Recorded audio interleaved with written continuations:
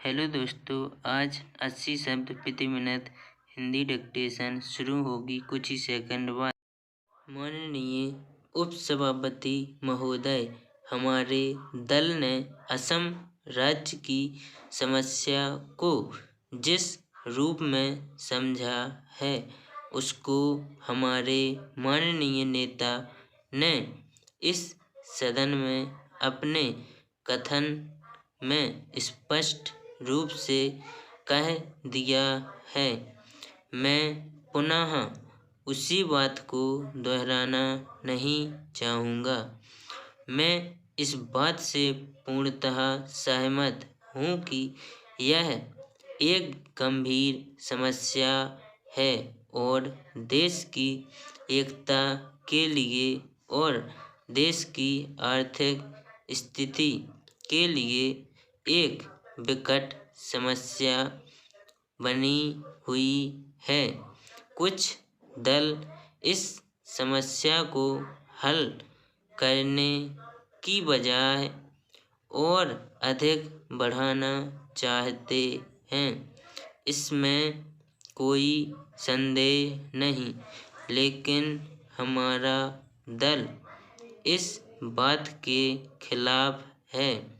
हम सब यह भी जानते हैं कि कुछ विदेशी शक्तियाँ, जिनकी चर्चा इस माननीय सदन में हो चुकी है, यहाँ काम कर रही है।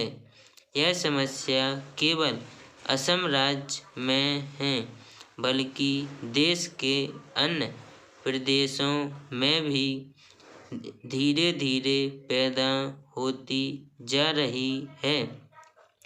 इन विदेशी शक्तियों को ऐसी इच्छा है कि यह देश अलग अलग टुकड़ों में बँट जाए और एक शक्तिशाली देश न बन पाए। पैरा उपसभापति महोदय, इस संबंध में हम और हमारी पार्टी पूरी तरह से सहमत है।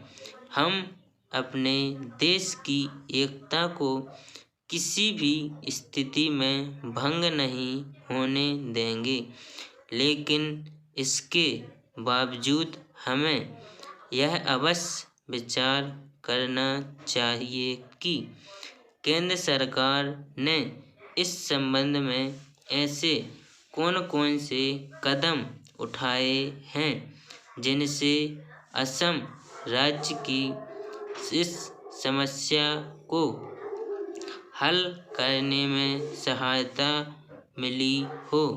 हमारे इस सदन के माननीय सदस्य कह रहे थे कि असम की आर्थिक स्थिति का लाभ उठाकर ये सभी शक्तियाँ वहाँ पर अपना अपना काम कर रही हैं। मैं भी इस तथ्य से पूरी तरह से सहमत हूँ, लेकिन सरकार का भी तो कुछ दायित्व होता है कि वह इस राज्य की आर्थिक स्थिति को जितनी जल्दी हो सके सुधारने का प्रयास करें, ताकि ये विदेशी शक्तियाँ वहाँ की गरीब और कमज़ोर जनता से अनुचित लाभ न उठा सके। मान्यवर, काफ़ी समय पहले असम राज्य के मुख्यमंत्री जी ने कहा था कि असम राज्य के जो प्रगति के साधन हैं वे बहुत बड़े पैमाने पर राज्य के बाहर चले जाते हैं और इस तरफ उन्होंने केंद्र का ध्यान आकर्षित किया था। लेकिन मुझे बड़े खेद के साथ यह कहना पड़ रहा है कि केंद्र सरकार ने मुख्यमंत्री जी की इस बात की तरफ कोई ध्यान नहीं दिया।